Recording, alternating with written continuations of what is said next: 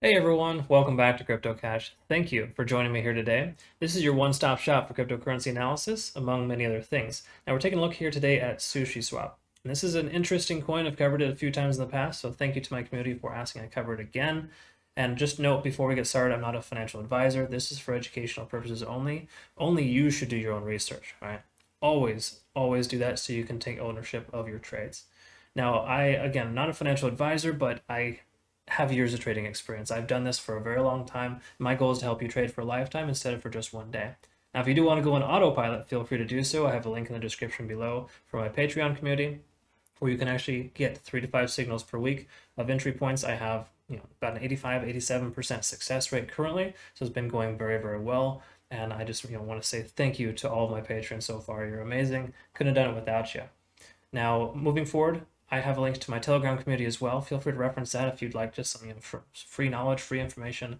More importantly, just good content with folks in there that you can learn and grow together with. Right, we're all here to learn together and make sure that we beat the system, we fight the power, right? Whatever you want to call it. So without further ado, let's just go ahead and check it out.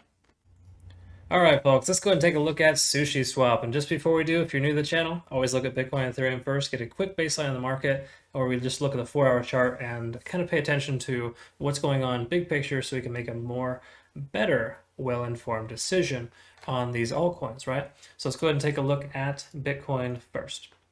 So for Bitcoin on the 4-hour chart, just to clarify, I do use TradingView.com desktop application, and on the 4-hour chart, I prefer personally the simple moving averages, 200 and the 50. 200 is this purple line, 50 is the orange line, and I've got a few other little things on my chart here, of course, just kind of showing that we are building into a wedge pattern, so there's likely to be a breakout either up or down in the near future, so be on the lookout for that. But with Bitcoin, honestly, not much can be said here. It's been going sideways for about 24 to 48 hours, and it's kind of, I wouldn't say boring, but it's definitely not entertaining. And it's kind of hard to get a read on what's going on. So honestly, it could go either way. It's hard to kind of predict what's going on. But the bottom line is the price is under the 50-day moving average and the 200, so there's still some room for improvement. And basically just kind of, I wouldn't say we're at a standstill, but it's kind of a stalemate until there's a breakout either up or down. So it's hard to say specifically what'll happen here soon. We may not see a lot today and tomorrow. Oftentimes weekends are kind of slower.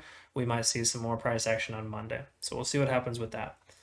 Moving forward, just note there is a resistance at 42,000 for Bitcoin, a support at 30,000, and also a most recent 31,000 support level that's been tested about 4 times in the last 24 hours.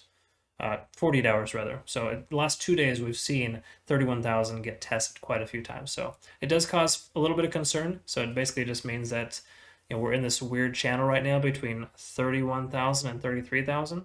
So we're going to see what happens hopefully soon. So that's kind of where we're at with Bitcoin.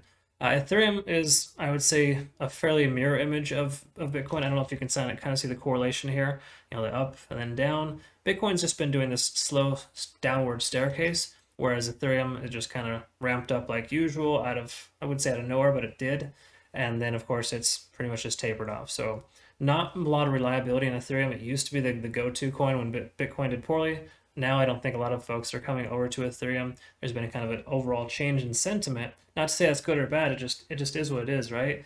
But the bottom line is we have a 1700, but about 1725 for support, and 2900 for major resistance. And that was tested approximately 10 times. I counted, but it seems like that was a lifetime ago.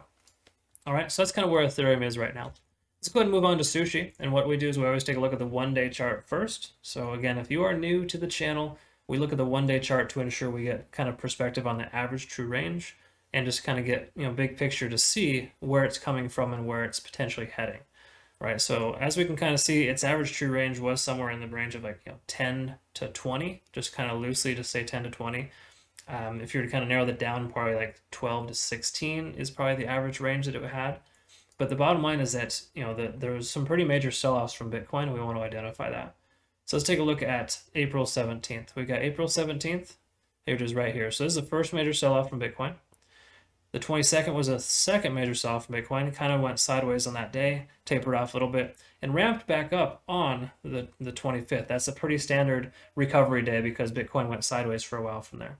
That's when a lot of the other altcoins kind of recovered because they thought that the end wasn't near, and they all kind of got comfortable and increased. So we see this nice little step up, little staircase pattern there. That's kind of what we're looking at there. And then, of course, easy to identify. Look at this, May 19th, big surprise. China candle occurred, and everything got screwed. So, I mean, you just see it just taper off ever since then. It was doing quite well, even bounced back from the Elon candle quite quickly, which was kind of, not fake news, but it was not super relevant. Whereas, the Bitcoin, obviously, all the mining over in Bitcoin, it makes sense why that impacted everything. But ever since then, it's been kind of going down. So it's good to look at that just to kind of get perspective on the altcoin, see how it performs. So it recovered quite well when Bitcoin did poorly. So it's no surprise why we see kind of a ramp up here in the last 24 hours. So I would confidently say that the average true range again for Sushi is much higher than 750. So, long story short, 750 is a very affordable price for Sushi, and I think it could very well take off or continue to take off because obviously it did pretty well here recently. We'll go ahead and take a look at that closer. RSI is under 50, which is pretty standard. You can kind of see that's working as a resistance over the last couple, month or so, month and a half. And then we got a convergence here, which did occur, and the price swung upwards, but it got retraced back down with all the recent Bitcoin selling off. So again, you can kind of see the correlation between Bitcoin and Sushi. It does follow it fairly well, but it still breaks free from it as well, above and beyond that. So some good stuff there from Sushi. It basically just means that there's some good quality content there. Probably some fundamentals that are keeping it afloat. Coins with poor fundamentals aren't going to do this well when Bitcoin's doing what it's doing, right? Moving forward, we got, this is again the 4-hour chart. We're looking at the moving averages. So just to quickly note, we had a golden cross here. I don't put a lot of weight into golden crosses or death crosses. You shouldn't either, but just know that there are some, whales or whomever that's controlling the market that does factor in. So when you see that happening with Bitcoin, more so something to pay attention to because that is the catalyst for all this price movement. But when you see an altcoin with a death cross or a golden cross, probably not a lot of weight you should be putting into it. It's maybe a 50-50 chance it's going to go the direction you think it will. Death crosses typically go down, golden crosses usually go up. But that being said, the price action is just over 50. So on the 4-hour chart, we saw a break up above the 50. That did close, so we are in good shape there to have that become a new support level. There is a resistance at the 200, which isn't too far off. It's about 20 cents higher. So just bear in mind there could be a rejection at the 200, but we're not sure exactly where that's going to go yet. RSI is pretty low, so there's more room for improvement. We're looking pretty good here in the sense that we have more room for growth, and we should see a convergence. Yep, there it is there. I'm going to go ahead and mark that on the calendar, or well, this isn't the calendar, sorry, the charts, because we're going to look at that on the 1-hour chart, kind of see how that correlates with the cloud. So that's kind of where we're at here. So 4-hour chart, I think, looks pretty good, up over the 50. We just got to break past the 200, and it might be open season from there. Again, as long as Bitcoin doesn't tank and go sub 30,000, Sushi is going to be just fine. Okay, so that's why we always look at Bitcoin, right? We need to know what's going on there. So pay close attention to that first. Set your alerts. Set an alert at 31,000 and 30,000. Because if you're invested in this, you need to know what's happening with Bitcoin. If it hits 30 and it goes below, then you might want to consider selling your position, or set a stop loss here for, I don't know, $6.80, $7. That way you can cover yourself just in case it comes down. Moving on to the 1-hour, we're going to take a quick look at the Ichimoku cloud. So we're going to just disable the SMA lines quickly and kind of see where the cloud is at. Now I like to mark the MACD because oftentimes the MACD and the cloud work very similar. They work close together. Obviously we're a little off on this one here. We got about 20 hours difference. No, correction, 5-hour difference because it's the 1-hour chart before it broke above. But the bottom line is that the cloud, if you're not familiar with it, when the price is above the cloud, it's considered a buy signal. When the price is below the cloud, it's considered a sell signal. Okay, so you hypothetically go short when it comes down below the cloud, and you go long when it goes above the cloud. So right now, still a comfortable, decent long potential for Sushi. Let's take a look at the TD sequential.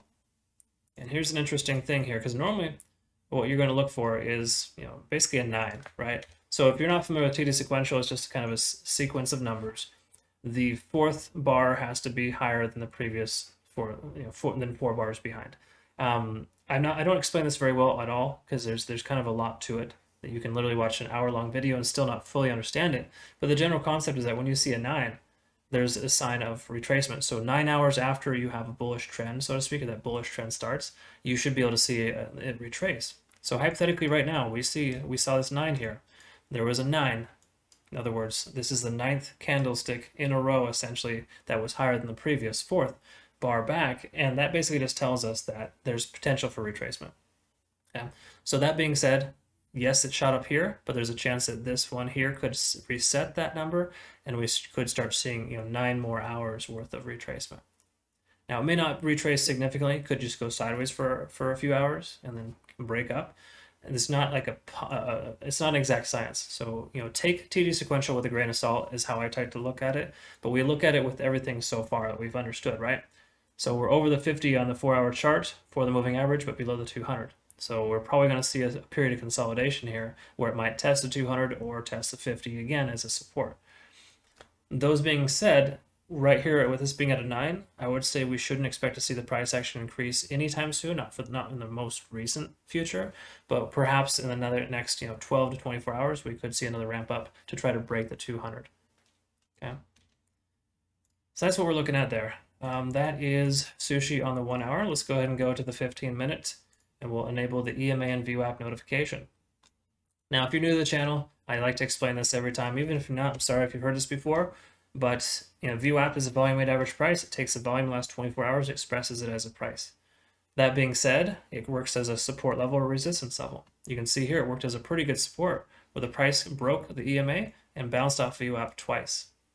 It's a very good sign. That's something you want to look for. So if you have an open position, just say you got in over here somewhere and it comes up and comes down, rest assured the ViewApp's got you covered, right? That's the concept. That's the way it works. When it breaks below and stays below for just say, an hour or two, then you want to consider trimming or selling your position because it would probably work as a resistance and drive the price down. But the ViewApp is nice because it resets every 24 hours. So that's why you see this kind of heart rate monitor look right here, because it resets at 5 p.m. Pacific. I think it's 1 a.m. UK. And, it's basically one of those things where every time it resets, it'll start at 0 and it creates a new average for the next 24 hours. So it's good that it does that, but unfortunately, near the end, it kind of gets a little, the standard deviation gets larger. But just to kind of take away here, ViewApp support and resistance level that's continuous with the price based on the volume. EMA is a different story altogether. That's an exponential moving average. When the price is below, it's considered to be bearish. When it's above, it's considered to be bullish. It almost always remains consistent.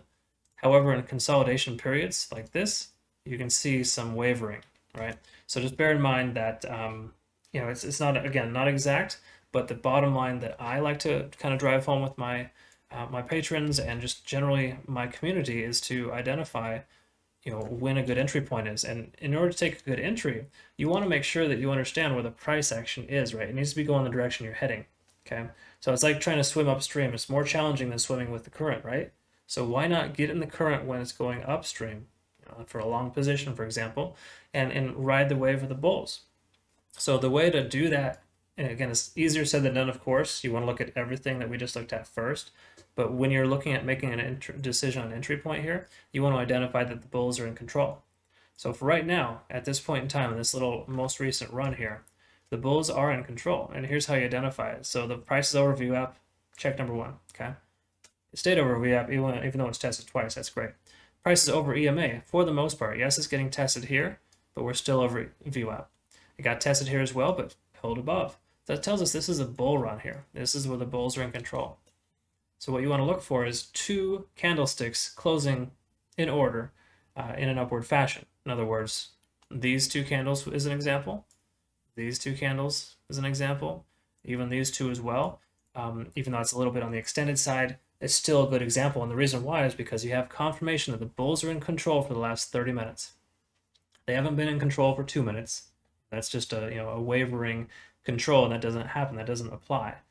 Even on the 1 minute chart, you want at least 5 to 10 minutes of confirmation going the right direction, right? But on the 15-minute chart, it's nice because it tells you pretty quickly that, hey, we've got 30 minutes of price action where the bulls took the price in this direction. Okay. Now, as long as it isn't overextended on the RSI, which you can see it's under 70 this whole time, then you're in pretty good shape to consider taking entry. Okay. And the standard deviation between the ViewApp line and the top of the price action isn't overextended. Yes, it is here to a little bit. It's like 5%, but that's not much. Honestly, you're looking for 10% or more, and when you see problems happen when there's a significant retracement. So this is actually a pretty good little run right here that Sushi's going on, because yes, it ramped up hard there, but it retraced 50%. Perfect. Ramped up again, retraced maybe about, I don't know, 40%, but it consolidated, bounced off ViewApp, and continued upwards. So these are all good signs for considering an entry, because the price is over EMA, price is over ViewApp, and we have confirmation the bulls are in control. So I like where this is heading. I think there's a strong chance Sushi could continue, but again, just be mindful of that 200-day simple moving average on the 4-hour chart, which I think was hovering somewhere around, let's take a look again, 765. So it's literally only about 15 cents higher than the current price action. So we might see a retracement there, or just more importantly, you might see it get rejected. But we're over the 50 right now, and that's a very good sign. So I like everything I see here so far with Sushi. So my projection or prediction is that we will see it come back to at least, I would say, $10 perhaps in the next couple of weeks. It probably won't happen today or tomorrow. It may go on another bull run. It's hard to say. But again, if Bitcoin is just doing this stupid in a state of indecision, and Sushi is fairly reliant on Bitcoin doing well to do well, then there's a good chance, all fundamentals aside, that we're going to need to see Bitcoin increase at least a little bit, 2 or 3,000 perhaps, just get up there to 36.5. I think a lot of other coins will take off, including Sushi. So again, just be mindful of that, be aware. But again, we got to be cautiously optimistic. And if you would like, you like what you see here so far, I utilize this in all of my signals. So anytime I find a signal for my group, we're at like 85 to 87% success rate so far. I send out 3 to 5 signals per week, and that is essentially something I provide to my patrons. And you can check that out if you like, and feel free to join in. But I utilize everything I just showed you here today to make informed decisions and to send out those signals. So you can do this eventually. Just continue to learn, absorb as much as you can, and I can tell you this isn't rocket science. It does take a while to understand how charts work, but I can tell you that this is the first step in the right direction. So good for you in making it this far if you had already. Thanks again for joining me here today. We'll see you in the next video. Hope you have a great rest of your day. Take care.